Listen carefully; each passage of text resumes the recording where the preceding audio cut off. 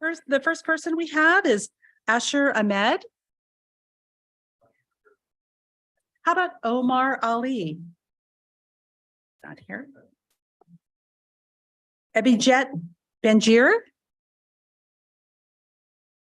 How about Richard Buter?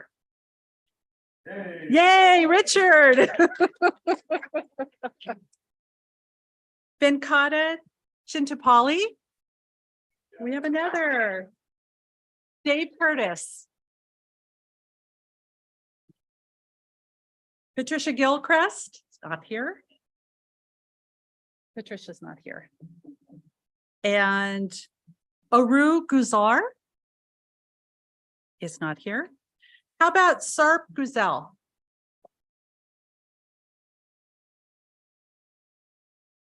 We have Susan Inamor Adi, and she will not be here. Jason Jung. Sarah Lashenlu. Sandra March.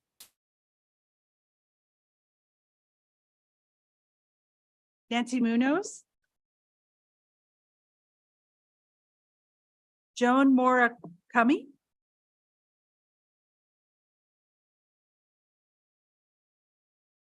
Busaneth Shetty. And Lino Velo.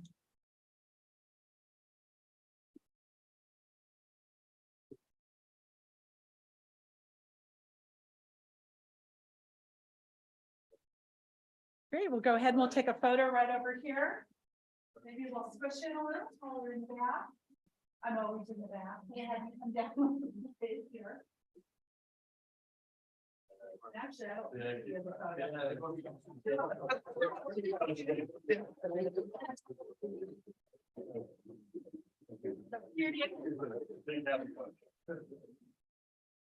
right, okay, we'll start with that.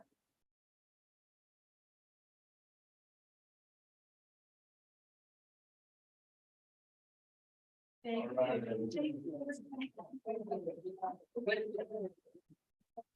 you so much. Very welcome.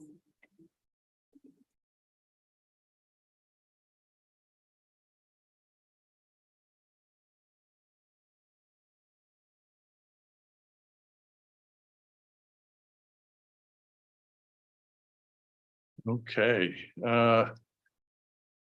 Council members, any comments? I think it's a great program, and I want to thank the participants for coming out and being so actively engaged in the city business, and hope to see you at an interview soon. And thank you to staff for running the program. It's been a big help. Okay. Marisol? Oh, yeah. So first and foremost, thank you to our staff for really making this program making sure it's operating smoothly and making it fundamentally possible to, happen. And thank you also to all of our participants. This is amazing. We really have a great city. It's wonderful to see our community take interest and personal investment in our community. So this is really great. Thank you for stepping forward. I personally did Government 101. So I learned a lot, and I know you have as well. So congratulations to you as well. And yes, we have a lot of openings. So start looking at those, committees and getting involved. Thank you. Perfect. Sridhar. Congratulations to all graduates. Thanks for stepping up and completing the program. This is a local government. It may be not, or maybe as fascinating as state, or maybe not with the national government, but going through the program and learning the local government, which plays a very important role in everyone in the community. And hopefully you'll share your knowledge with our fellow community residents. Especially, please make sure you share your knowledge about land use policies and also about our budget, how we work through that. And more importantly, please, we are looking forward for you to apply for our committees and commissions. And also hopefully we'll look you guys here back in these seats in the council. So thank you once again. Congratulations. And also I would like to thank our city staff for all that great work. Thanks. And likewise, thanks to the city staff, Joan, for running the program, to everyone on the city, every department participated in this. And I know everyone learned a lot. I'm a graduate of Government 101 myself. A fantastic course. And this is one of those bench building things that we have, like this and the Planning Academy, our Community Academy, which is like the Citizens Police Academy. There's a lot of different opportunities to learn about the city of San Ramon and how things operate, and just become better grounded and have a better understanding of the city and all its functions. So thank you to all of you for applying, and congratulations to all of you. And as been said, we look forward to seeing you potentially apply for other committees or commissions. Maybe one of you will be sitting up here one day, so we'll see. But with that, we will move on to item 7, deferred consent items. We have none. Item 8, city council appointments, and we have teen council appointments. Staff report by Kathy Hyman, Parks and Community Services Director. Kathy, go ahead. There we go. Good evening, Vice Mayor Armstrong and Council. It is my absolute pleasure to be here this evening with recommendations from the Parks and Community Services Commission for appointments to the Teen Council. So I think, as you know, the Teen Council consists of 17 committee members and 2 alternates. The chairperson is appointed to a 2-year progressive term that begins as vice chair in year 1 and progresses to chairperson in year 2. Sadhana Tadapali was appointed to the vice chairperson position by the City Council on August 8th and will begin her 2nd term as Teen Council Chair and Student Commissioner this July. All of the other members serve a 1-year term that begins in August of this year and will run through June of 2023. So as per kind of the normal process, the city clerk announced the vacancies, notices were placed on the city website and city's facilities and distributed widely through our high schools. We actually received 84 applications. That was a big jump from last year at 50. An ad hoc committee of the commission screened and scored all of the applications.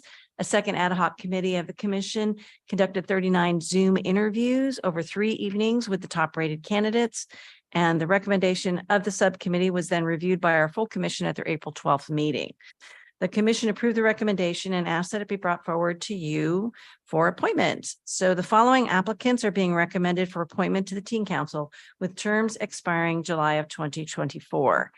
In no specific order, they are recommending Tanishka Chawla, Sanvi Gupta, Krishna Singhani, Shirin Grewal, Ileana Horn, Sarabi Verma, Trisha Rajganesh, Dhruv Harnath, Matilda Lin, Shruti Sridhar, Harshita Jadil Karapara, Gavin Lee, Ananya Pinamaneni, Ria Bandari, Fatima Hussain, and Sri Shreya Arun Saravan Akumar to serve as the primary candidates. The 2 alternates of Lasaya Munjeti and Adhyana Veer Singh. They've also recommended a ranked wait list, and this is in order, and that includes Sporti Badam, Rishab Runtuku, Emma Kapoor, Jodi Ka, Arshia Ghatak, Ajya Gupta, Nyanya Ambika Rana, Fanghu Yo-Yo Lee, Sujana Deka, and Pranav Iyer. In addition, I am looking for appointment of the Teen Council members, the 2 alternates, as well as the establishment of the ranked wait list. All right. Thank you. Any questions for Kathy? Yeah, good job on that. Thank you. It's almost like I only wish Abram Wilson was here to hear that. He was notoriously bad at pronouncing names. He even got Jeffy Oreo wrong multiple times. All right. Well, any questions for Kathy on this before we?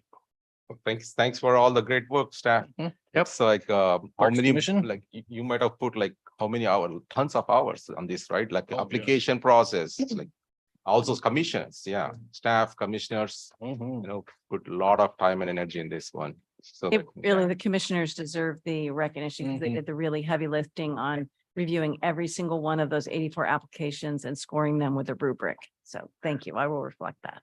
appreciate it. So I move the motion. Oh, I was just, Oh, should I sorry, make a sorry. comment now? Oh, okay. Yeah, I was go gonna ahead. say, Comment. sorry. We're gonna open public comment here in a moment, but Okay. go. Okay, I just want to say, well, of course, because I was there for when you guys were planning the process and everything. And, obviously, hard work paid off. The goal was to increase the number of applications and you definitely did that. And it's great because when we have more competition, we have more options, right? And more diversity. So that's, thank you so much for all the hard work you guys have put into it. And I look forward to working with the new group. Seeing no other questions before we move on this to approve them, do we have any speaker cards? We've received one speaker card from Taiwan Country. Okay, go ahead. You have 3 minutes. First of all, I would like to congratulate the teens who were selected. However, I will not allow a communist government to lie through their teeth. So I will share with what I observed at the Parks and Community Service Commissioners meeting 2 weeks ago. What happened was when they came to this item, no names were actually named and the motion were passed with an erroneous motion because the chair thought somebody had made a motion and therefore it was done. And also the applicants were not reviewed by the entire panel. They received 87 teens and we have outstanding students. I'm sure there are a lot of families out there who truly deserve the time and the sincerity from our city to properly review their applications. Now for disclosure, I don't have students in this applicant pool. However, as a public and as a taxpayer, I cannot stay silent and just let you guys, move through this without pointing out that 87 applicants were only screened by 3 out of 7 commissioners because they created an ad hoc committee deliberately to avoid and go under the radar from the public eyes. Because when you have an ad hoc committee, you don't have a full panel of the commissioners, and therefore you don't have to issue a proper agenda inviting the public to come and join. Now, if they had divvied up 87 applicants between 7, all 7 of them, and then have each of them recommend a few, such as 3 to 4, then you would be able to satisfy the 20 required. However, that wasn't the case. 3 reviewed all 87, and then they already have names on the paper, and then have all 7 to approve it with an erroneous motion. You should go back and watch the video. I just want to point out what happened and avoid us paying taxes supporting a communist government. Thank you. Okay, thank you. Do we have any other speakers? There are no other speakers. Okay, then, all right, well, I just want to say, before we vote here, Kathy, this was, great. I mean, it's very impressive. We have so many applicants, 84 applicants and the interview, 39 people being interviewed and all the work of the Parks Commission and the committee members who were part of that process. So thank you. I know that takes a lot of time. We have a lot of talented teens, amazing teens in our community, and it's so great that they demonstrate an interest in serving on this advisory committee and council, and just want to say thank you for that. So, any other final comments before we take up a motion on this to approve these appointments? Sridhar? No, I move the motion. No, you- uh, Okay, okay, For appointment of the term. okay. We've Looking got a for- motion. I'll second that. Okay. Got a motion and a second.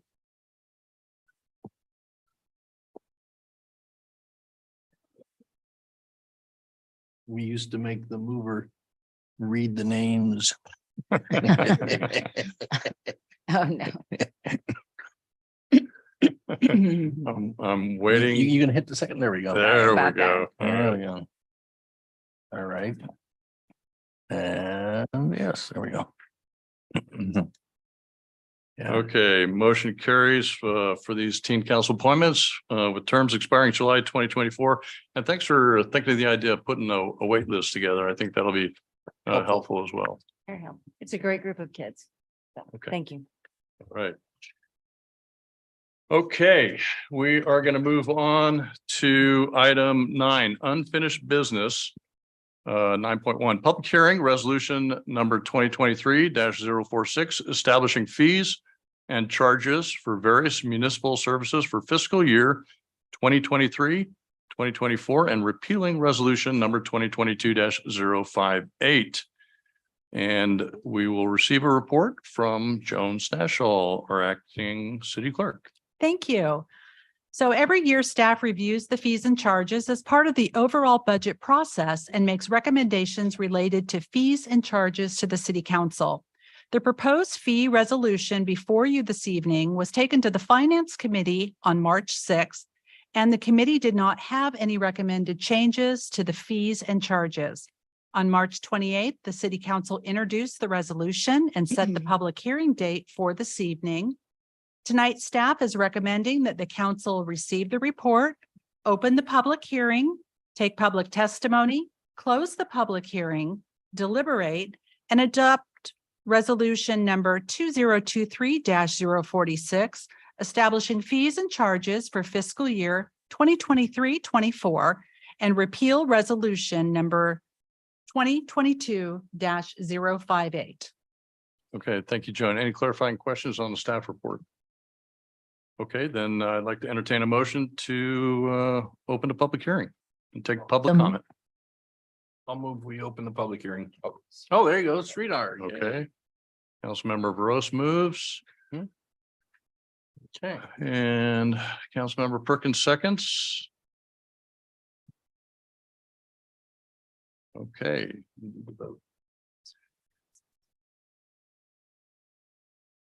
All right, motion passes. The public hearing is now open. Do we have any public comments? Go ahead. I bet that none of the numbers were changed. I have been to at least 2 other meetings regarding updating our service charges to be able to match our status of a AAA city. Currently, all of our revised fees is only reflecting at about 70 percentile compared to other surrounding Bay Area cities. The highest charging city is 100% and the lowest charging city is 0%. We're at 65th percentile. Before the revision, we were at about 50%. You guys withdrew from employee parse, and you guys are contemplating on putting on the next election ballot a measure that will further tax residents who own properties here. It is irresponsible of you to allow parks and community services programs to only recover 50% of their cost. This is what communist government do. You go and do whatever you want. When you don't have enough, then you milk it from the people who did not necessarily benefit from the programs you guys have fun with. I really urge you to please at least charge all of our services at 85th percentile, which is what we are. If we are AAA rated, we should be able to command at least 85th percentile instead of coming to milk people like me who did not approve for you guys to spend a lot of programs that do not directly benefit me, such as the East Bay Trails, which is a major compromise of our resident confidence in you guys. And that's why maybe you guys didn't want me to ask specifics about the faulty report that was provided by engineer Shane Shea. Hey, do we have any other speaker cards? I have no other speaker cards. There are no hands raised, but we did receive one written comment from Jim Blickenstaff, which is before you and also in the red binder in the back of the room. Okay, and we acknowledge receipt of that, and we have a copy of that written public comment. Then can I get a motion to close? I'll move, we close the public hearing. I'll second. Okay, move in a second.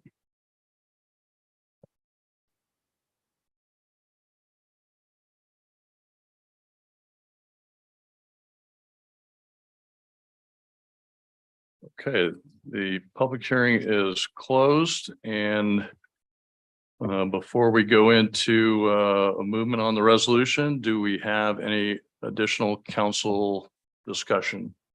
Anyone? Nope. Been over Okay, it. seeing none, then I'll call for a motion to approve resolution number 2023-046, establishing fees and charges for various municipal services fiscal year 2023-2024 and repealing resolution number 2022-058. Do we have a motion? And a second. I guess we do, and a second. Time to vote. You guys are quick. Okay, motion carries. All right, thank you. We'll move on to new business. And the first item under new business is item 10.1, the Library Advisory Committee Annual Report. And introduction again by Brad Morris. Welcome back, Brad. Thank you very much. Just give me a minute to get my slides queued up here. I apologize. Oh.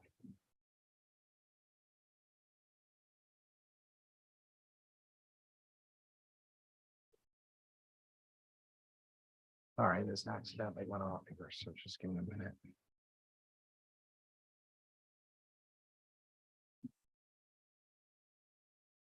Joan, are you able to queue it up from over there? It's okay.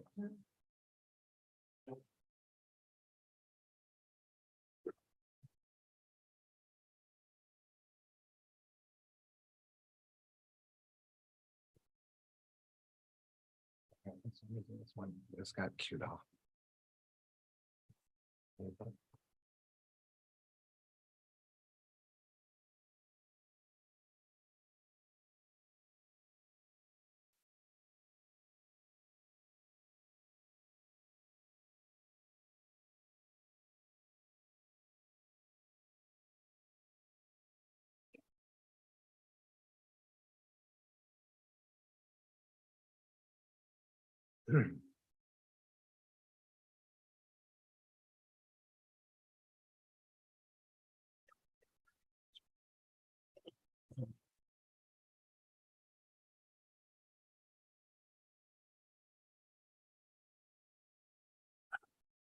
Thank you.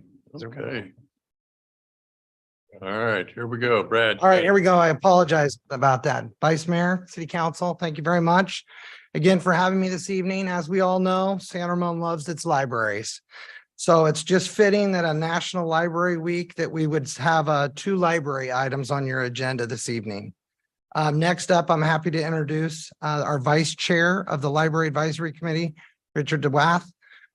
Richard was nice enough to help us with these annual report presentations as the chair was unable to or was unavailable to assist.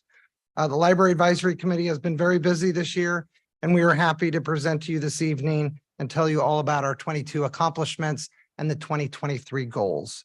So at this time, I'd be more than happy to turn it over to Richard. Richard, come on up. Thank you. Step by. Don't go anywhere. First of all, Pull the microphone. yeah, There we go. I'll bring it down to me. Does that work There better? we go. I hope. I'd like to grow taller, but it doesn't work anymore. Yeah. Vice Mayor Armstrong and Council, thank you for letting me come here and present our annual report. I'd like to make one quick little note because of why I'm here.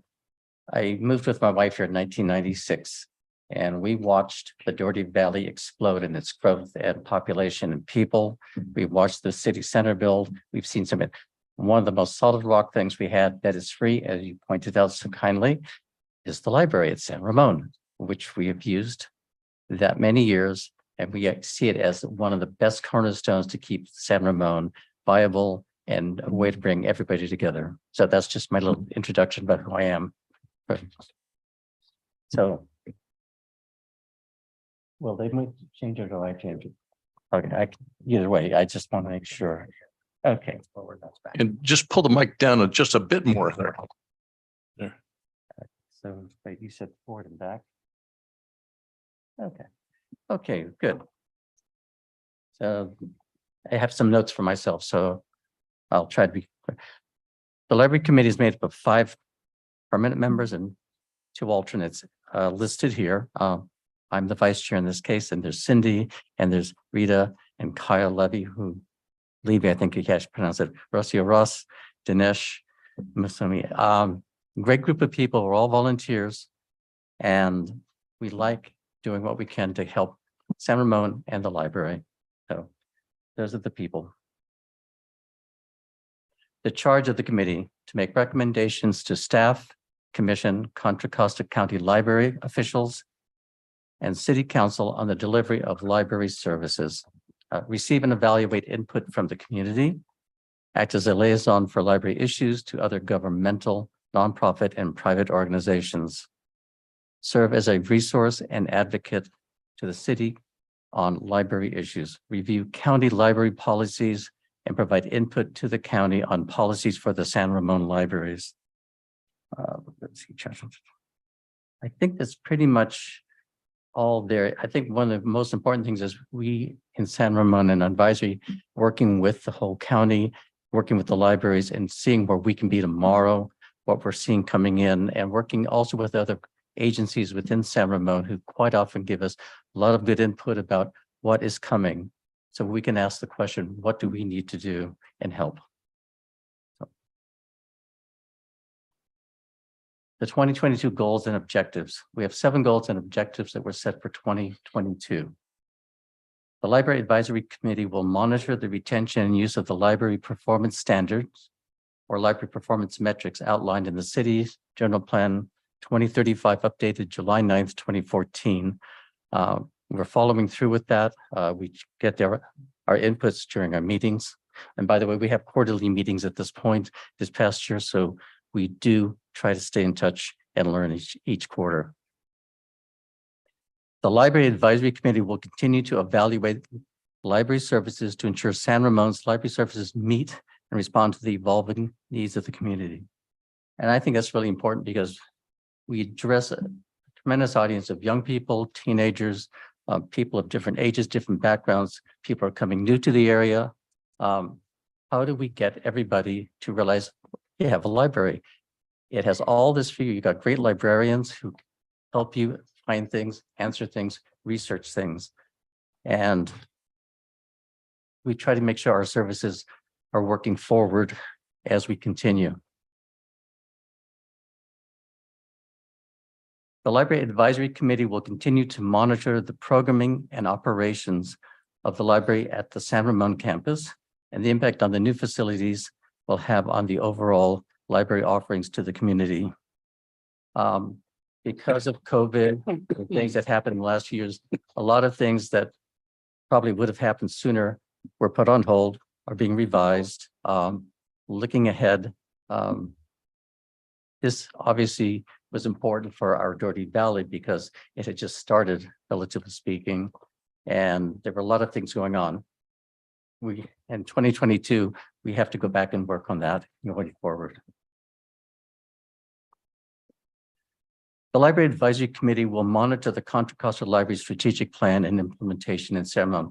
We have a liaison for that. They come to our meetings. They update us what's going on in the other libraries in Contra Costa. We can learn from them. Sometimes just go visit them and learn from other libraries how they're handling day-to-day issues, things that they're having troubles with. The Library Advisory Committee will review and approve the story walk stories that are presented by the county library staff. This is something that is in our Central Park area. It has been there for a few years. We are part of the advisory in the sense that the librarians come up with new stories, which ones we talk with them, we learn, we talk with them about what seems to be good. We give them our input of what we think would be good for the next quarter. Because we find that, and I go to the city park pretty much 5 days out of the week, walk my dogs, and I go by there and I watch people with their children reading, and it's phenomenal, except on rainy days.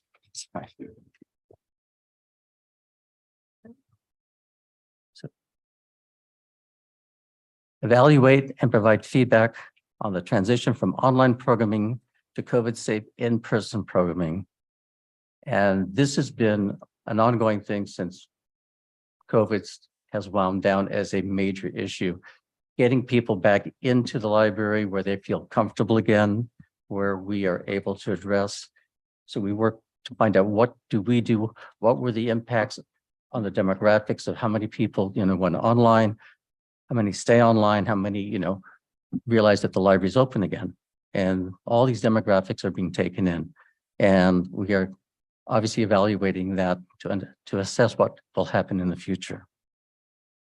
The Library Advisory Committee will visit the community college library during different times of the day and log what they observe and recommend ways to encourage the community to better engage with the space. Miley Compton actually did that. And it was a very good learning experience.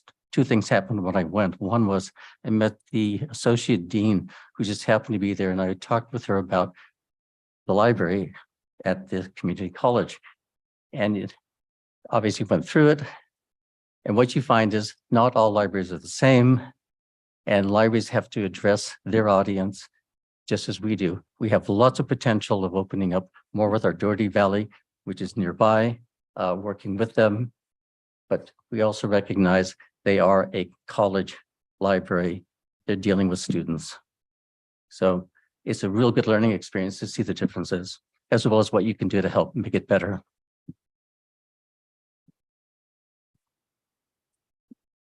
Goals and objectives for 2023. Monitor the retention and use of the library performance standards or library metrics, which basically, let me say this right. Elaine and Francis, basically, with their work, we get more information. How well are we doing in the metrics? There are metrics that were set up. We're learning. It's a great opportunity to figure out where the libraries need to be changed to improve our outreach program to the community. So they do a great job. Again, to continue to evaluate library services.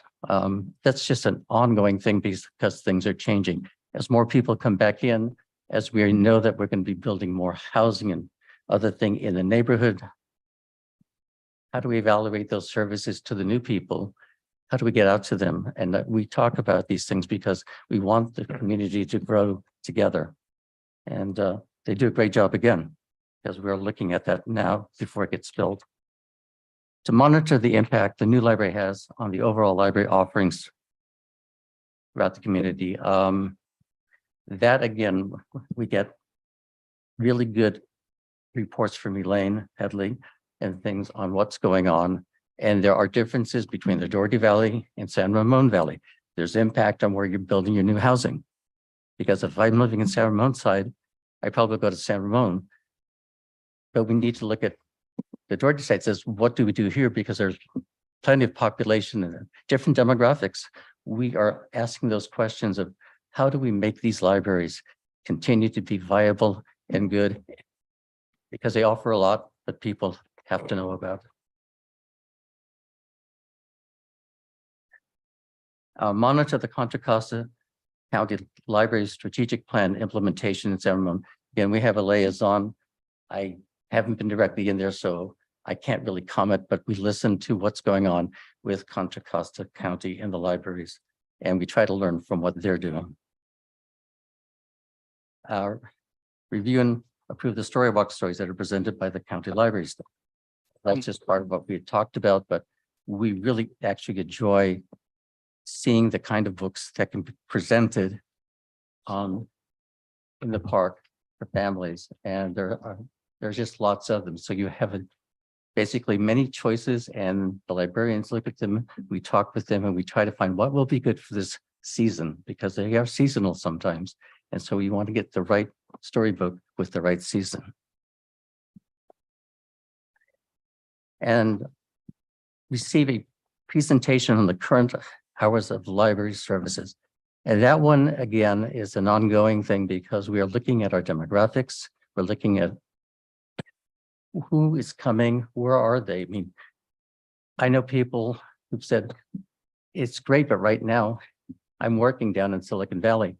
I get home and I can't get to the library very often because, and this is always a problem, this is not, but they can do the online. So we have all those balances, but we want to make sure that the libraries are part of the community and are open in a way that people can reach the libraries most of the time. So that's an ongoing way of getting the evaluations and the metrics. Questions, comments, ideas, and thank you for allowing me to present. Okay, all right. Thank you, Richard. Let me see if we've got any questions. We'll take comments later after public comment. Any questions? Or you got more? Yeah, okay. I'm waiting Any for you. questions on the presentation? Yeah, just one quick question. What are some of the efforts that you're taking on to, like, when you say monitor, like what are some of the specific things that you're doing, like to monitor, for example, performance as on an ongoing basis? Right. To some extent, I have to turn that back to Brad and to the librarians because obviously they do the daily stuff. Mhm. I go there to see, I mean, I'll go into a library to say, what do I see in the library? And some days I say, I see this wonderful area being used. And then I say, today, it's not being used. Maybe there's things we can do with our metrics to find better ways to utilize rooms. I mean, I don't think the only limitation we have is our imagination, what people might want. I think sometimes of other places that I've read and they say, you have a great room, but it's empty. But kids like to basically get together and maybe do some music in that maybe we can find a way of giving an opportunity to get more kids in. Maybe even a quiet library for people who are basically, in my age group that says, I just want to sit down and read. And then make sure we don't forget the kids, that they have fun. Thank you. Francis, Elaine, or Brad, do you have anything to add to that? No, I mean, there's a number of metrics that the city as well as the county use to measure the success of the program and all of that, from attendance to door count to book checkouts to email or online access. And as so there's a bunch of matrix that we go through and we review those with the library advisory committee throughout the year. Wonderful. Thank Did you. that answer your question? Yeah. Wonderful. does. Thank you. Thank you. Okay, other questions from council? Okay, then we're going to open up public comment on item 10.1 for the Library Advisory Committee Annual Report. Do we have any speaker cards? We don't have any speaker cards. We have not received any written comment, and it looks as if there are no hands raised. Okay, yeah, all right. Well, then If we back accept over to council for any other just comments in general about. Well, I've enjoyed attending the advisory committee and then, of course, the foundation meetings as well. You guys are doing a lot to make our city that much better in so many ways. And I do appreciate the work that goes into it. And I'm looking forward to the next jazz season from our foundation. So thanks for what the advisory committee does. And that story walk really has really hit a sweet spot. My wife is a recently retired first grade teacher, and she walked through it. She says, "Oh, this is fantastic." So it really is, and we really appreciate that. Okay, other comments? Yeah, I would like to thank our library committee, our library foundation, and also the Parks and Community Services Commissioners for all their unwavering commitment to keep our libraries accessible to all our community members. I really appreciate your efforts, especially focusing on our demographics so that we can cater to every one of the residents' needs. I really appreciate that, your focus on that. As I'm also looking forward for your 2023 objectives. So I'll wish you all the best on those goals. And once again, thank you very much for all your services. Thank you. Okay, Marisol? Okay. And so just want to say thank you. Sorry. Sorry. No, just want to say thank you so much for the presentation first and foremost. And thank you to all of you who really give your free time to really keep keep our libraries operating at their peak. Honestly, they're quite wonderful, and I'm glad to see Doherty Valley as well, that there's a consideration for the evolving demographics of our city, the residents of our city, and can't wait to see what's going to be on the horizon in the next year or two. So thank you so much. And I think Brad said it best at the beginning. San Ramon, we love our libraries, so it's a great effort by the committee. Good annual report there, and I agree. I love the story walk. Every time I go by Central Park, I'm kind of checking out the news story, and it's kind of fun to do that. I got a little grandson, not quite able to read yet, but we kind of walk through it and talk through it, and it's a lot of fun. I know there's. But he helps you with the big words. He helps me, right? And I know at least at the Doherty Station Library, we're kind of on hold for some renovations, but we'll get there at some point. But hang in there. That day is coming. And thanks to you, Richard, for your report. Thanks and your leadership and Rita's leadership. Thank you to the whole committee and the foundation for all that you do to serve our community with our libraries. So with that, there's no action, right? Council action required on this item. So we're going to move on to item 10.2, Open Space Advisory Committee Annual Report. Brad, you've been busy tonight, but you're up again. I have. Thank you very much. See if I can do this a little bit faster than I did the last one. So give me just a moment here.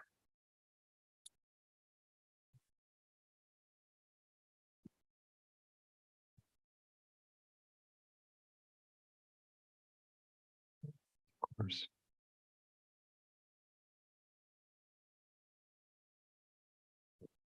All right, so yes, it's wonderful to be able to have these committees be able to present their annual reports. And as we love our libraries, one other thing that San Ramon really loves is our open space. And it's my pleasure to be up here tonight to introduce Bob Peoples, who is the chair of the Open Space Advisory Committee, as he presents the Open Space Advisory Committee Annual Report. The Open Space Advisory Committee has been very busy this year, and you're about to see that with the annual reports. Without further ado, Mr. Peoples. All right. Thank you, Brad. All right, Bob. Thank you, Brad. And good evening, members of the City Council. Thank you for the opportunity to present the committee's 2022 annual report, which includes our proposed 2023 work program. We are pleased to report that 2022 was a very productive year with significant accomplishments. This year, we continue to proactively protect and sustain open space, facilitate its use, and reach out to the community to promote the importance of open space.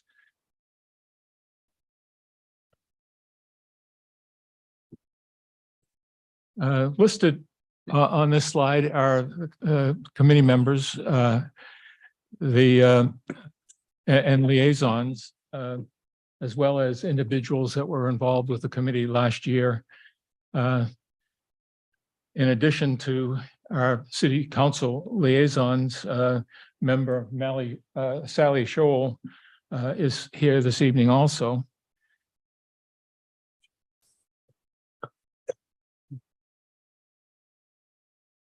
This is a list of committee, Open Space Advisory Committee, or as we refer to it, OSAC responsibilities. And, you know, I think it's evident from this, the committee has very broad responsibilities regarding open space in and contiguous to the city.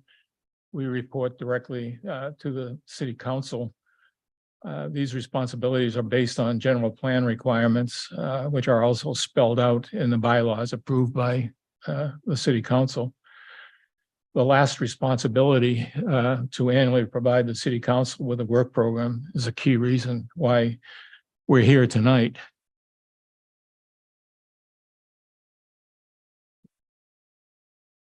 Three goals were established by the committee in 2021 to relate its responsibilities to the broader results desired. They're listed here. You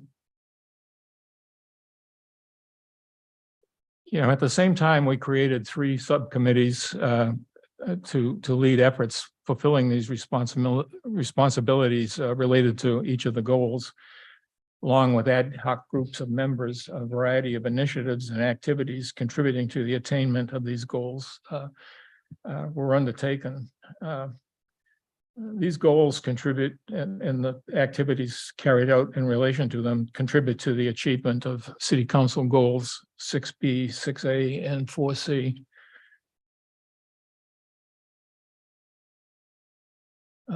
As Brad indicated, 2022 was a busy and very productive year for OSAC. We received a number of presentations which helped the committee learn about efforts of city agencies and other organizations, as well as partner with them in furtherance of committee goals. Not noted on this slide was extensive involvement during 6 committee meetings, refining and approving the open space vision document presented to the City Council last September. Last year's field meeting was a very informative opportunity to view and learn about East Bay Parks' Las Trampas Regional Wilderness, which is a lot of which is within the city's planning area. And especially issues related to opening its southern land bank area to public use, which is going to occur very quickly.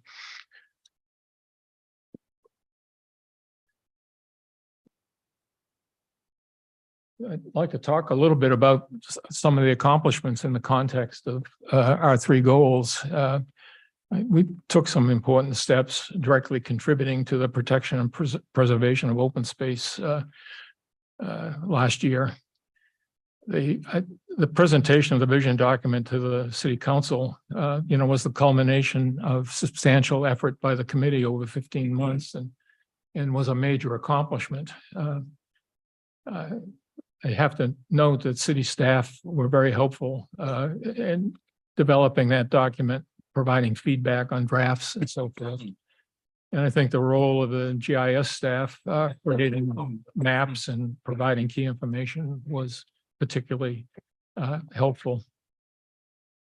While we were finalizing the vision document, the committee reviewed and Planning Commission and staff efforts related to addressing the requirements under the RENA process.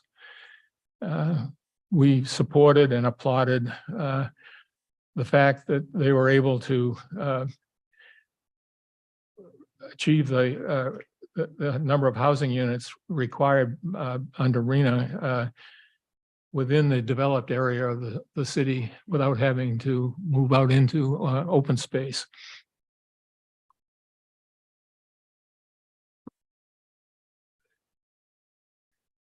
Related to management and use of open space, last year the committee continued to learn more about East Bay Parks' efforts to protect open space and make it available for public use.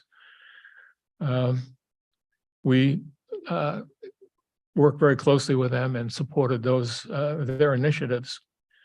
We also supported the staff proposal to create a trails master plan, which would address several of the trail-related actions identified in the 2022 work program. We endorsed the partnership with Smart Outdoor to improve and enhance trails signage.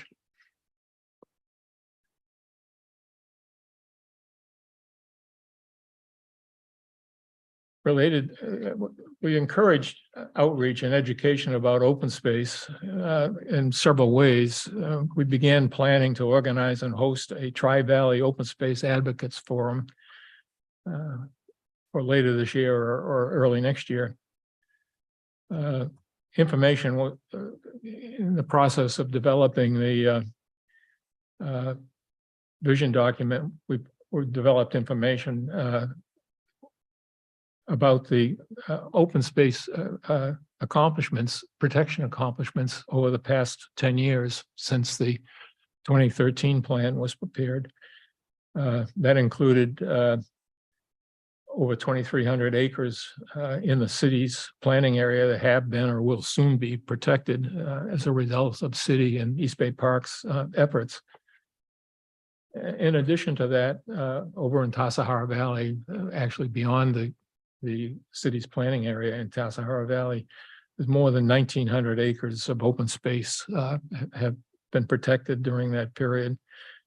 Unfortunately, 20 acres adjacent to West Side Drive that had some tenuous protection last year is now likely to be developed. The committee continues its efforts to involve and inform community members about open space. We led 6 hikes last year, which involved more than 170 participants.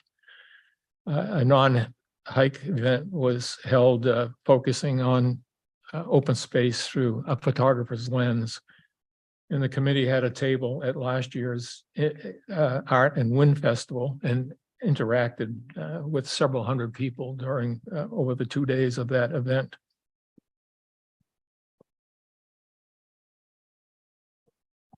Moving forward, looking forward now, we can look at the proposed work program for 2023 as required by the bylaws. I'd like to outline the committee's work program for 2023. It's an ambitious, challenging activities are planned, which will contribute to the achievement of the goals that we've set for the committee. The first activity there, the objective of the urban open space inventory is to identify all the open space and green space in the city. The intent here is to provide a snapshot of the importance and greatly valued resource, I think, in the city, greatly valued by its residents and those who work here. The open space and green space identified will be visible to the entire community. However, areas not open to the public will be identified, so that we don't have a problem with people trespassing on private property.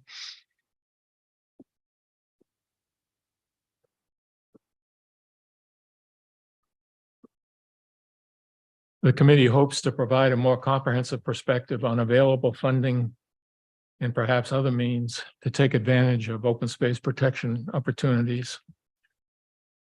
We'll also be developing a greater understanding of how implementation of the new housing element, as well as updates of the general plan and zoning ordinance, might affect open space of concern to the city.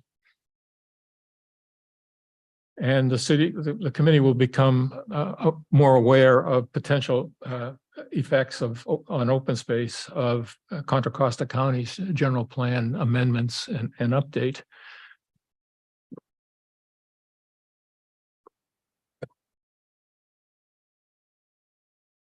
We're going to focus on facilitating stewardship and use of open space again this year. If funding for the Trails Master Plan is approved, the committee will review and provide comments on the specifics of the proposal and assist obtaining community input.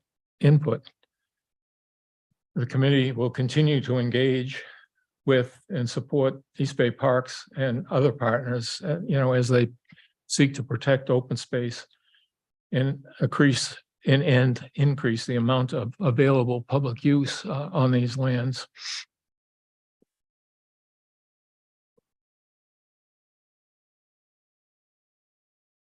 We'll continue to reach out to the community to promote the importance of open space.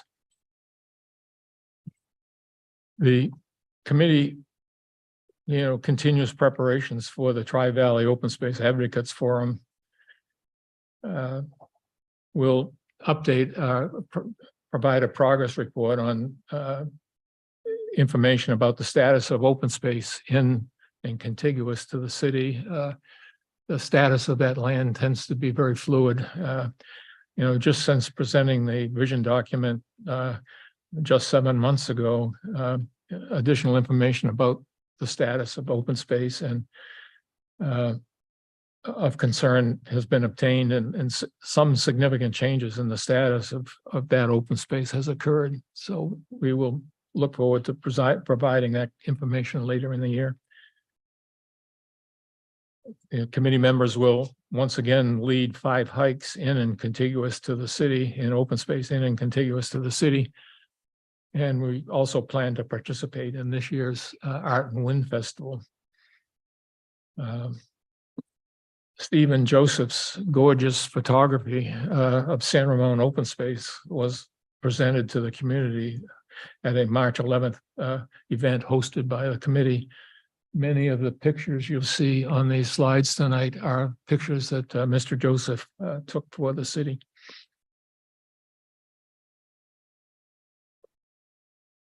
There are several hikes remaining planned for this year. The Veterans Day event in particular on the Iron Horse Trail will honor those who have served our country and also highlight handicapped accessible hiking. We'd be welcome to have you join us on any of these hikes. They're usually very informative and collegial. The other thing is that on May 8th at our next committee meeting, we're having a tour of the open space and trail efforts in Tassajara Valley. And this is a public meeting, so all are welcome to attend. With that, I wanted to thank you for the opportunity to share the committee's activities and accomplishments last year and plans for this year. We'd welcome your comments and be pleased to clarify any aspects of the presentation and try to answer your questions. Okay, thank you, Bob. Questions on the presentation? Anyone? Okay, I'm sure we'll have comments in a moment, but there's no questions. We'll open public comment on item 10.2. And do we have any speaker cards? Yes, we've received 2 speaker cards. The first one is Taiwansa Country. Okay, go ahead. You have 3 minutes. I'm going to look very bad speaking like I'm attacking a white senior gentleman. So anyways. Use of race, color, and I'm country probably of going to look like a origin yellow is- witch. is It's okay. completely As long as my heart is red, white, and blue, whatever he just said, there are lies and there are deception. So let me point them out. This committee, he said, exists to protect the open space, which is not true. How do you protect the open space when you bring in a lot of people who don't belong in our trails and that are paid for by homeowners like me? When I bought my home in the Doherty Valley, GAD, I received a binder this big. It's called the Windermere CCNRs.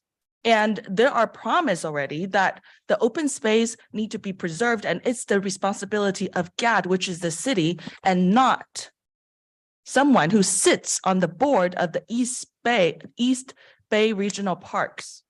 There is conflict of interest. I have asked this gentleman, Mr. Peoples, to resign from this committee as a chair many times. He's not going to. How can you have someone who claims he will protect the open space in San Ramon when he actually works for some a nonprofit in Alameda?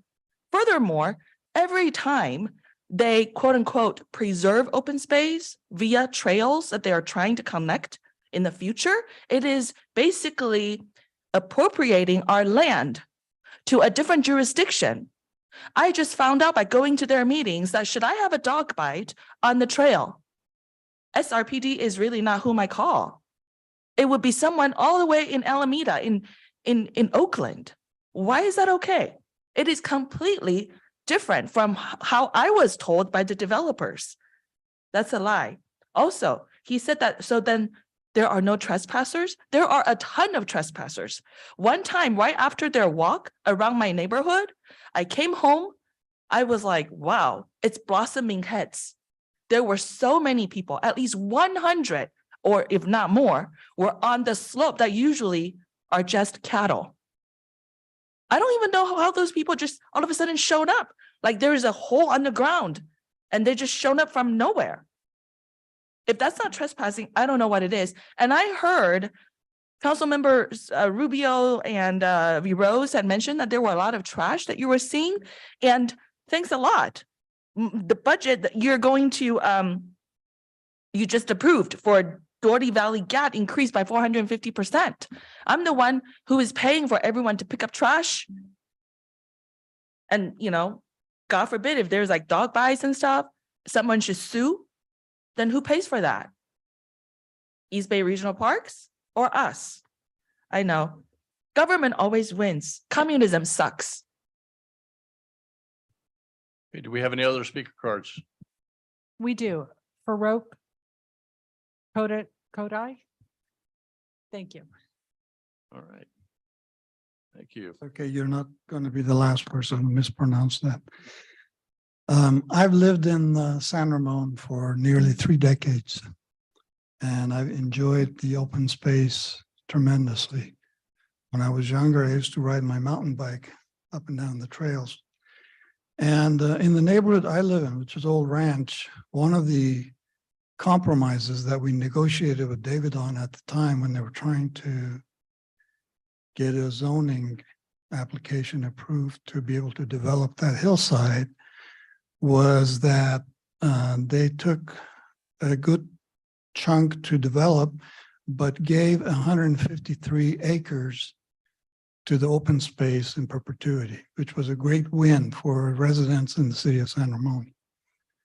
And I used that trail several times a week with my neighbors. I have a group for walking San Ramon, and I think it's one of the most positive attributes of living in the city, having access to that. But one of the conflicts that arises when you're on this, depending on what day or what time, because I'm not sure what it is, but there doesn't seem to be a set schedule. I often feel like humans are competing for that trail with the cattle. And there's occasionally big steers there.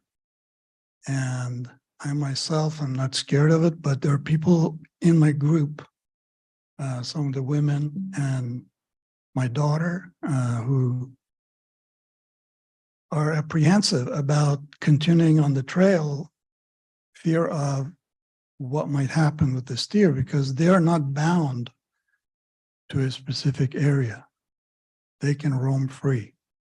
The other problem that causes is that it makes the trails very messy.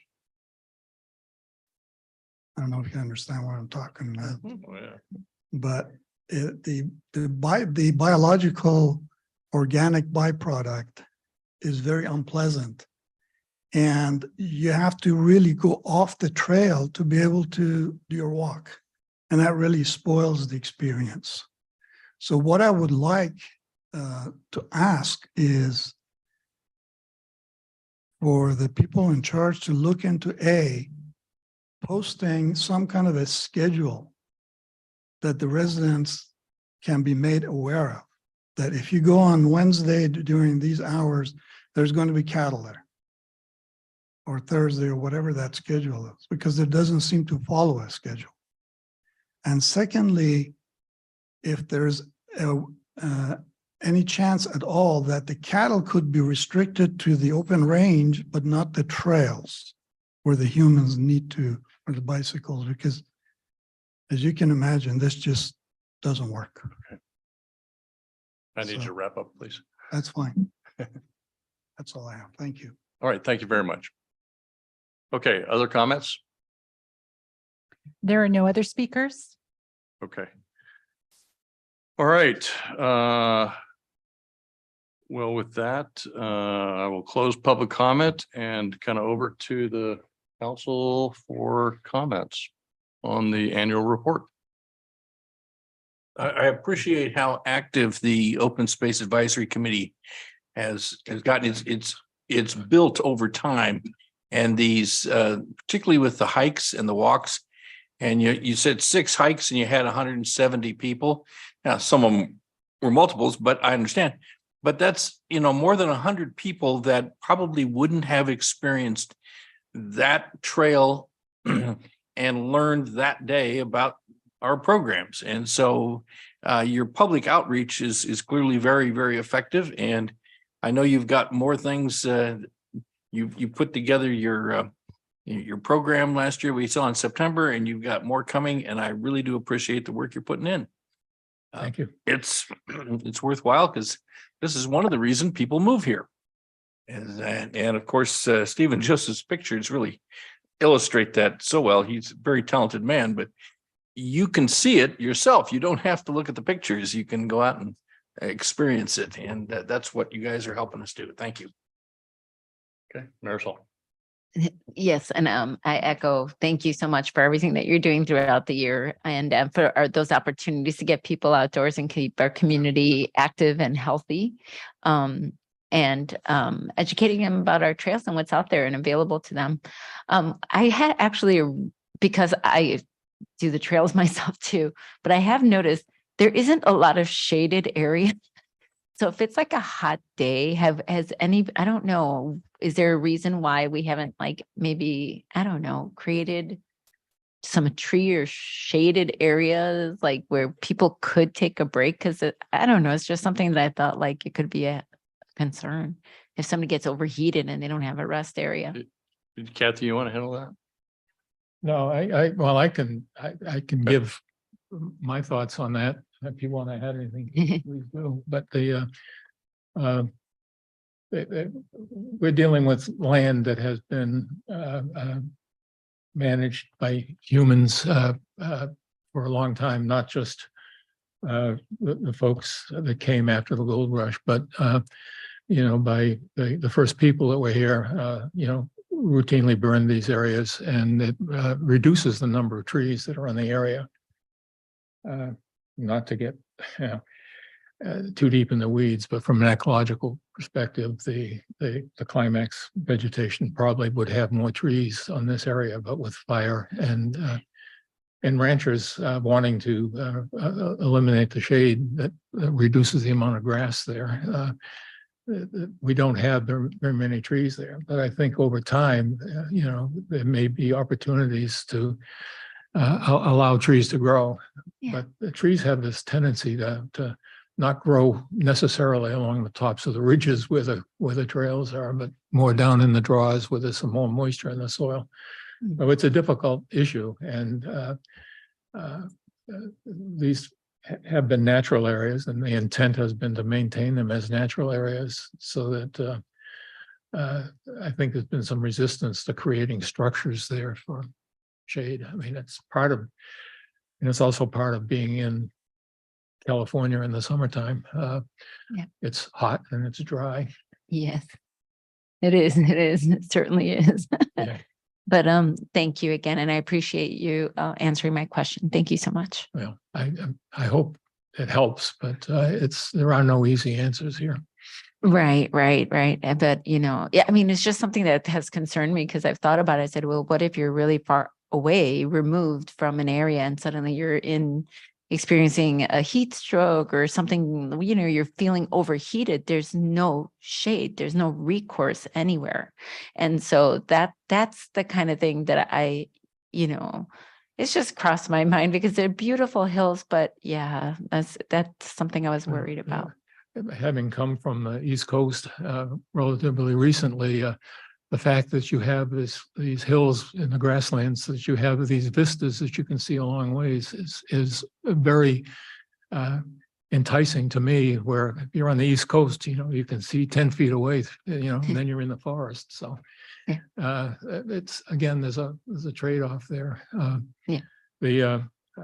One of the things that I think that the parks and community services folks do is they try to stress the need for people to wear protective clothing, bring water with them, and be careful how they hike. And they also, there are also signs posted about the cattle grazing there, and that you can expect to see it. And again, that's an attempt to try to deal with some of those issues. Sure, preemptively. Kathy, you want to whatever. add anything? Okay. Okay. I'd like to just, you're exactly right about hiking on the East Coast versus the West Coast. And the hiking on the East Coast, to me, you're always hiking in a green tunnel. And your vistas rarely went more than about 20, 30 yards until you reached a peak or a ridge.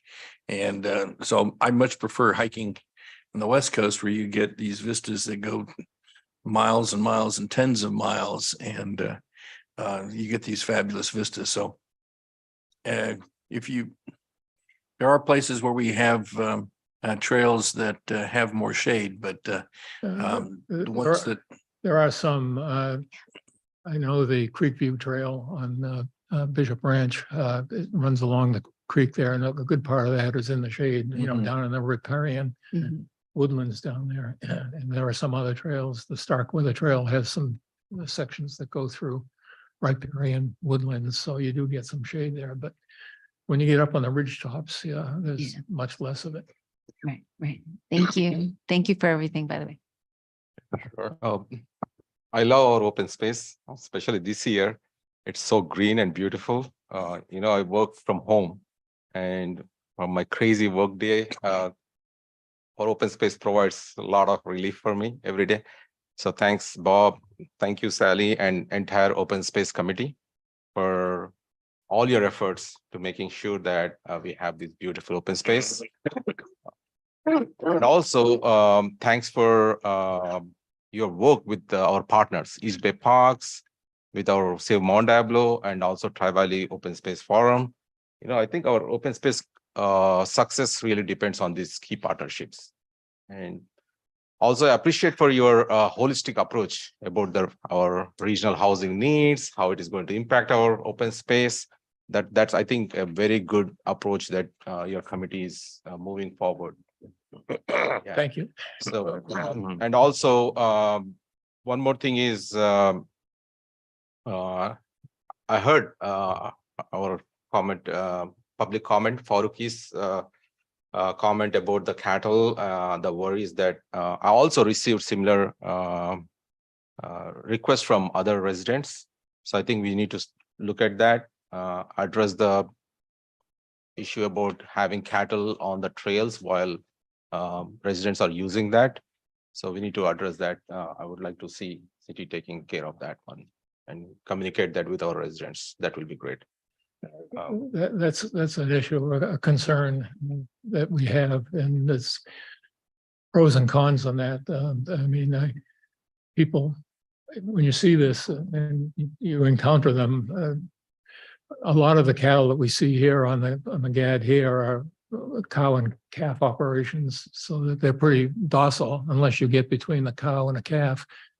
But it can be intimidating to people who aren't used to seeing a big animal like that up close and without a barrier between you and them. Yeah, they're pretty huge. And if they attack, man, you don't want to get into that situation. So the residents, because unless you are aware of the whole cattle, how they behave and all that, it is pretty intimidating. So let's address that one. One of part of the the reason there reasons, is, fire load, they work to eat some of the fire load. yeah, well, that's one of the things that the grazing does. They graze down the fuel, the grass there, so there's less fuel if there is a wildfire, which will help people. And again, there's trade-offs here, and it's very difficult to constrain them, keep them off the trails. They have a tendency to go where they we can see the ridge, Doherty Ridge above where we live, and we watch the cattle go south in the morning, and then they come back north in the afternoon to get the water but further north from where we are. So it's regular, down and back, and they're all over that area looking for little scraps of grass that they can munch on. And couple more things, one is, I do see there's a lot of interest in community on photos, the pictures that they take our open space. There is a social media group. They continuously post so amazing pictures, especially this year is out of what do you say? It's exceptional pictures that they are taking.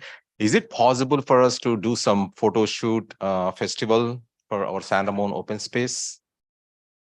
We have talked about that. We've had, a couple of events now. The first one was Mark Stevenson's presenting information on, how he photographs particularly trees, but open space. And then Stephen Joseph's work, showing it. And we'd like to try to do that. We've talked about, actually going out and taking people out and to sites and helping them, take pictures. And possibly even doing some painting, out on the open space also. We haven't quite figured out how to do that. We're doing one event a year, so it takes a while. Okay, I'll reach out to some of those folks on that social media and see if they can reach out to our open space committee and see if they can help in doing something like that. Yeah. And that's once again, thank you very much for all your great work. Appreciate it. And thank you, Bob, for the report. Thank you for all that the Open Space Advisory Committee does. It's just that it's an advisory committee to us on the city council. Appreciate all the hard work on the vision document that was kind of reflected here and that you recapped. And I tell you, I appreciate getting out there and hiking out in the open space. I've been on hikes with you and some of the other members of the committee. And it's just a really wonderful experience. The whole outreach program that you have, not just the hiking events, but also some of the non-hiking outreach events. Just a great job on doing that. So keep that up. I look forward in particular to getting out to, starting out of the trailhead there at Las Trampas or out of the preserve. I look forward to when those things will open up. And but we got so many other great hikes in the city of San Ramon, all that open space available to the public to use and enjoy. And it's a great resource. And we're really blessed in the city of San Ramon to have that at our disposal to enjoy. So thank you again for your report. There's no council action needed on this item. Thank you. Thanks, Bob. Yep. And thanks for being here, Sally. So at this time, then we're going to move to item 11, and it's the interim city manager and city council member comments. Right. You only have an hour and 20 minutes. I can go ahead and fill that. So I'd like to start out with the history of San Ramon when it was incorporated. No. First, I'd like to thank the council for spending last Saturday with us at the council goal setting workshop, where we discussed the council goals and objectives for next year. We also had presentations regarding revenue generating options, a recent community survey, and a 5-year forecast. Two other items that I'd like to point out is this Saturday, we have a pickleball mixed doubles tournament from 9 to 4 at the Iron Horse Middle School community gym. So pickleball is in full swing in San Ramon.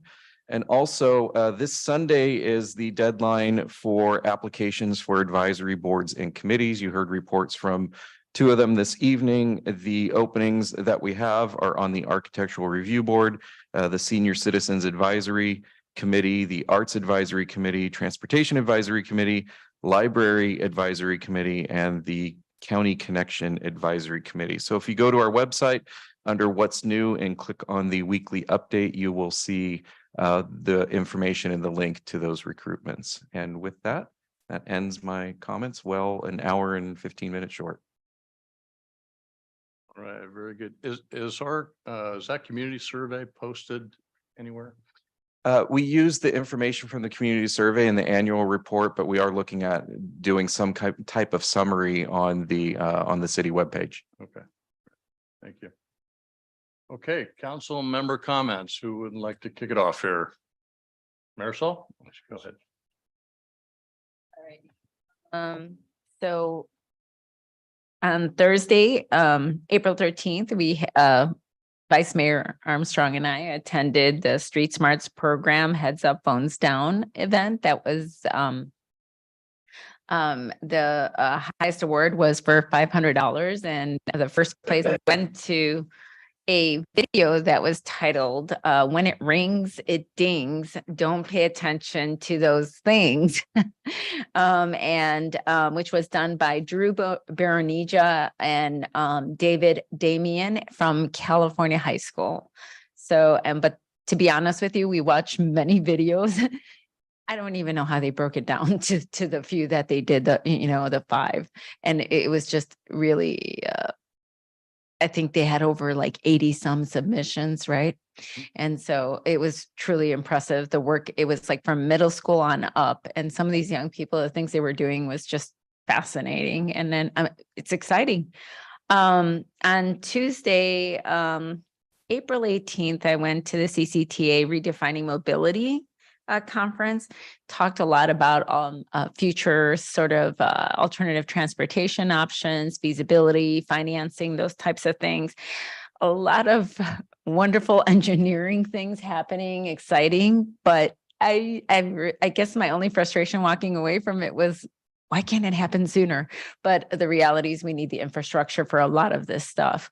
But we just had on Monday, right, the autonomous vehicle test drive. So some of those things are already hitting the road soon. So we'll see how that goes. And then Tuesday, also Wednesday, April 19th was the Arts Advisory Committee. We covered the Brown Act and just had a discussion basically about their general what they have in store and plan for the next year and what they'd like to achieve and are working on. And then on Thursday, April 20th, I went to the Educator of the Year Award, which was awards given. There were awards given to teachers, nurses, resource specialists, and counselors in San Ramon for their service and their exceptional service, I should say. And we are always grateful to them because it's a tough job to be a teacher, frankly, and to work, and do the work they do every day and be 110% every day and make sure our kids are getting the best education possible. Then Friday, April 21st, we went to the Red, Blue, and Gold banquet. I was joined by Vice Mayor Armstrong and my fellow council member Perkins and our interim city manager. And our chief was there too. So it was a great opportunity to really, give thanks, honestly, to our frontline workers. It's not an easy job. All I can say is, I wish there was more, other than those moments that we can stop and say thank you for all your work and your sacrifice. I know it's not easy every day, what you have to do, and another sector or a job sector that has to be there 110% every day. So thank you for that. And then, yes, mentioned goal setting on Saturday, 6.5-hour meeting of planning for the city, but that was very productive. On Monday, April 24th, I did receive a proclamation from DERWA, which was very kind of them. They gave me a proclamation for my service there over when I was serving on the water district at Dublin San Ramon Services District. And then yesterday, also on the 24th, I went to the San Ramon Valley Diversity Coalition meeting and really had an opportunity to hear from some of our young people. It was our first in-person meeting, and so got to hear a little bit about what's on their minds and what they'd like to see us do more here at the city level. So I definitely will be continuing to attend and bringing some of their feedback here. I think it's important to listen to them because they are residents of our city, even if they cannot vote yet. So, and then briefly attended the Tri-Valley Water Liaison meeting, and we obviously had our earlier meeting before on the geologic hazard abatement. So that's about it. All right. I was almost as busy as Marisol.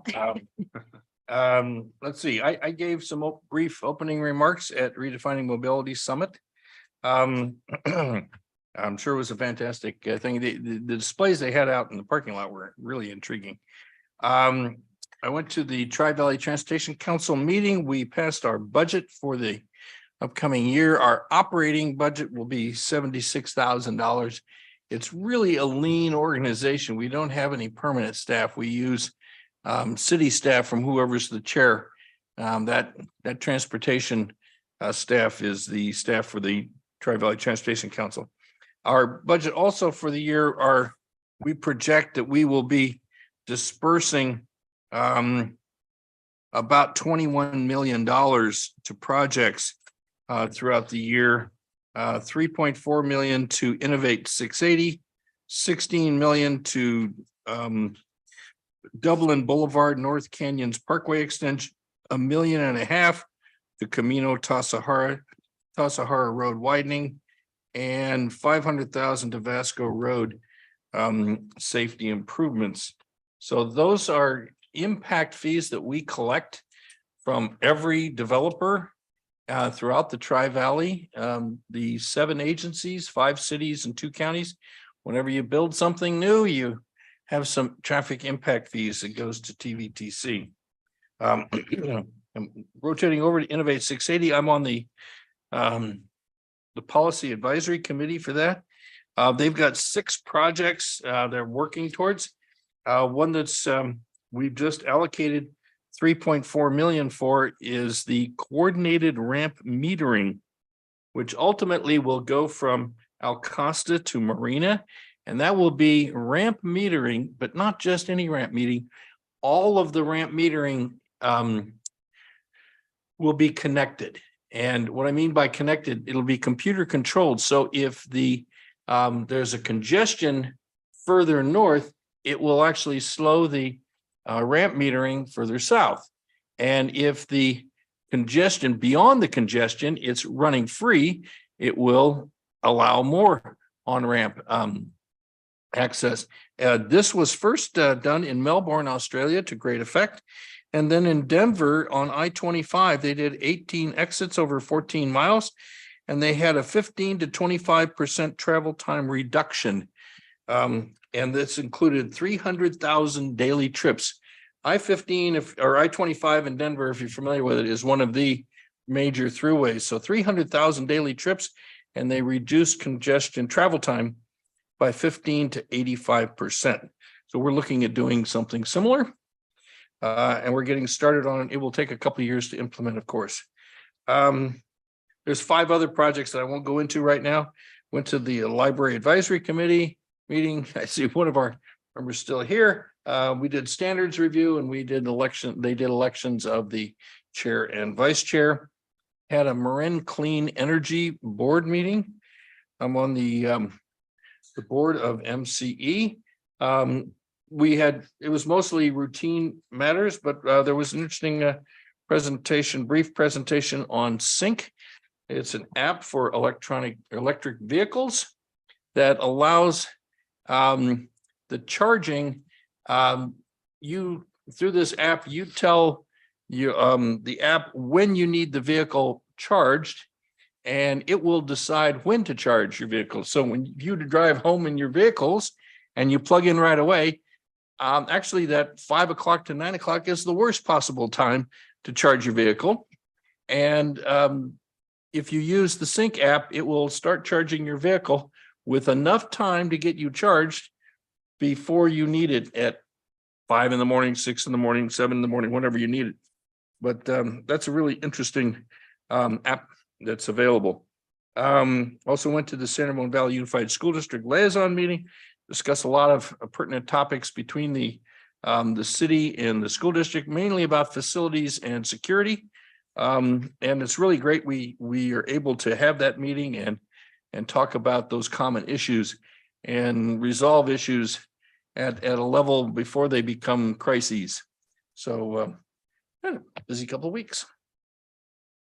That it? Oh, well, yeah, that the red, blue and gold dinner and our honorees from the fire district and the police department and the retreat and the Okay. All right, Sridhar. Monday, April 17th, attended Night with Stars organized by our San Ramon Valley Education Foundation. It was great honor and privilege to meet and talk to our shining stars in our community. Once again, I want to congratulate all of them and thank you for each and everyone. Your extraordinary efforts, that's what make our community education such a high quality. And as you know, or pretty much everyone know that San Ramon education is considered as one of the top education within the Bay Area. So it's amazing to meet all our shining stars. Once again, thanks to San Ramon Valley Education Foundation for organizing and making it happen.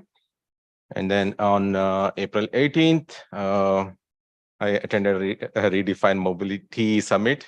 I came a little late. You didn't hear my opening remarks? I missed it. That was brilliant, Yeah. right? You were late too? Well, Oh, I missed the man. opening remarks. Oh. Steve was there and he said they were brilliant, so I'm taking his word for it. Yeah. Of course, he helped So- write them, but Yeah, it was an excellent opportunity to hear from government and industry as well as the international leaders about how our transportation is revolutionizing, especially with the new cutting edge technology that is coming up.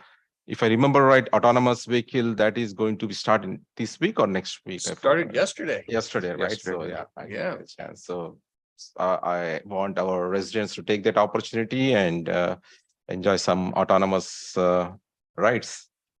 I think it's great. It goes 4 miles an hour past the childcare center and those kids can only run 3 miles an hour. So makes for faster kids. And then on Sunday, April 23rd, I attended inaugural Interfaith Earth Fest in Danville. This is Interfaith, the first one that they did with the school, community residents, and there are many other religious entities. They all got together and celebrated Earth Day. So I met your MCE team there. Oh, good. Had a good conversation. Also, there were a lot of panel meetings and art. It was well done. So, and in addition to that, as already mentioned, our Saturday's council goals. That's another one. So that's it. Okay, all right, thank you. Yeah, Marisol mentioned the Street Smarts Video Awards, some really talented, very creative, informative, and entertaining videos that we got to see. On Friday last week, I attended the Eid al-Fitr celebration at the San Ramon Sports Park. Our local Muslim American community was celebrating the end of Ramadan, certainly a reflection of our diverse community. Also mentioned was the Red, Blue, and Gold Awards banquet on the 21st, and our very own Officer Ray Hamilton was honored again from SRPD. It's good to see you, Chief, and the rest of the team there at the dinner as well, and the other council members. And then yesterday, I had the privilege of attending that launch of the autonomous vehicle pilot program over at Bishop Ranch. Great partnership between CCTA and then Navia, who's the vehicle maker, and Beep, who is kind of got the software and the brains to operate the system, and Bishop Ranch, as well as the city of San Ramon. Just a tremendous partnership to get that going. It's going to run between the transit center and city center and some points in between on public and private streets. And the great thing about this pilot program, and kind of beyond what we had done previously several years ago, is that this is open to the public. So yeah, as mentioned, please, if you haven't had a chance to do that already, get out there and take a ride on it and see what it's like.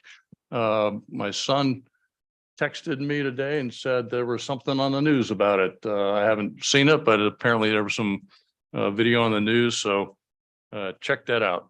And that's all I've got. And I'm going to open up public comment on this item, item 11. We'll have general public comment in a moment. Do we have any speaker cards for item 11? Yes, Taiwan's a country. Okay, please go ahead.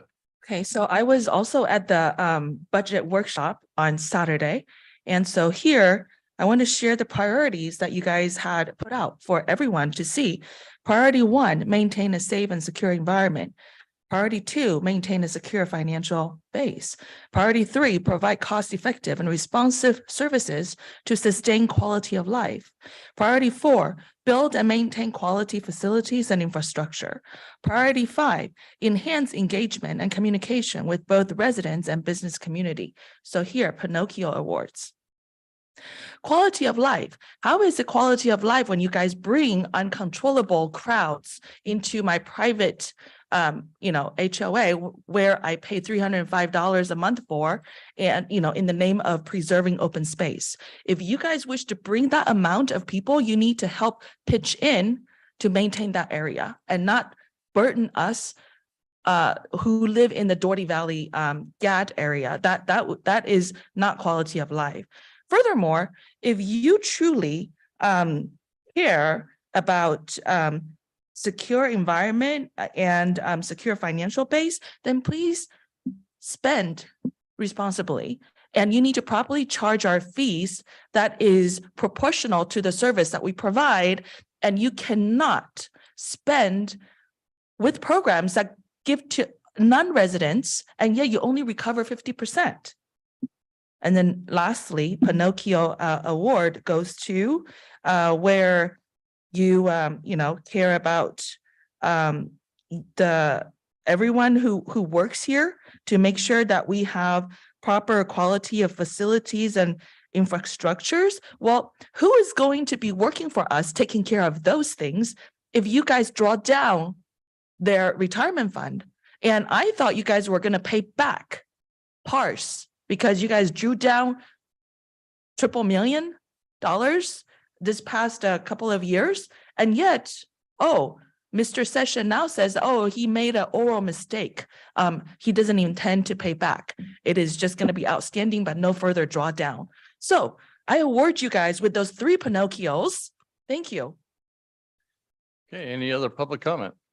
There are no other public comments. Okay, then we'll close public comment on item 11. We'll move to item 12, public comment. If you've not previously spoken under public comment, which was item 4, do we have any speaker cards before I read this all here? We do have 1 speaker card. Okay, And no hands raised at this no time. hands raised. Okay, Would you like for me to call him? go ahead and call the speaker. Okay, Farouk Kodadati. Thanks again for the opportunity.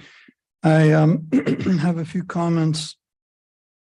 This has to do with quality of life in San Ramon. Every hour, every day, without exception, someone is having their lawn care come. The lawn care service is one of the loudest events in the neighborhood. When they're gone, a minute later, there's another house. When they're done, sometimes simultaneously, there's another house. And this goes on all week long, every day, Monday through Sunday. And the leaf blowers generate on average 100 to 120 decibels of noise, which can be heard up to 850 feet away. So you may walk your entire neighborhood and not even see where this is coming from because it could be, several blocks away. But it is so loud that you can't sit and read a book in your backyard on a Sunday afternoon. You can't carry on a conversation on your cell phone on your patio. It's disrupted and it has to stop. 100 decibel.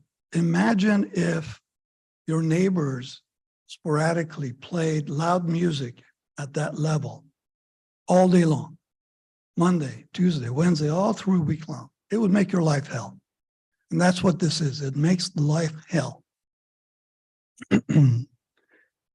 So what is interesting is the noise ordinance for someone to play loud music would give a neighbor a right to call the police and they'll come shut him down. But they can't do this to a leaf blower because leaf blower has a precedent of doing this between 8 a.m. and 8 p.m., 12 hours a day.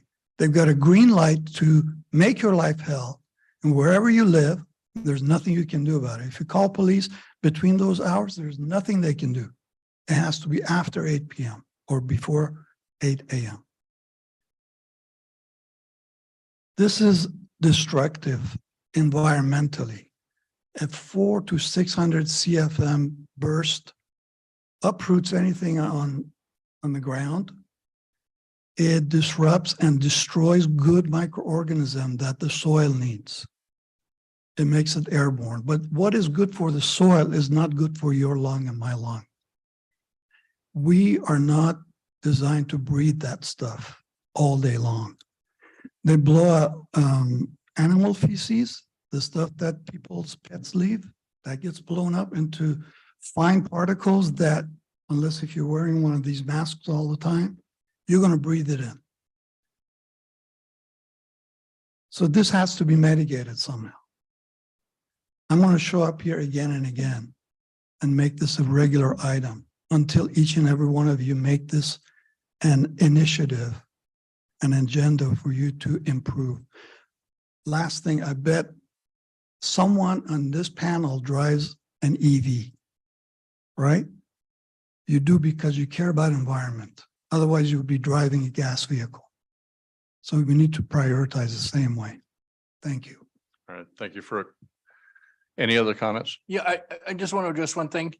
The California Air Resources Board and the Bay Area Air Quality Management District and the California Legislature have banned the sale of gasoline engines lower than 25 horsepower starting in 2024. So this will ultimately have an effect on exactly what you're talking about. I know that intimately. Actually, if you read the fine print, it begins in 2024. Right. But it's not a hard and fast rule. Right. You aren't throwing all the ones out, but Yeah. it will, like, it's like the sale of electric vehicles. I mean, they're going to stop selling gas powered vehicles in 2035. That doesn't mean that the next week, all the gas stations close and you throw away all those old cars. It doesn't work like that, but you will see a transition. It's like, unleaded gasoline versus leaded gasoline. It took a while to phase things out. So it's coming.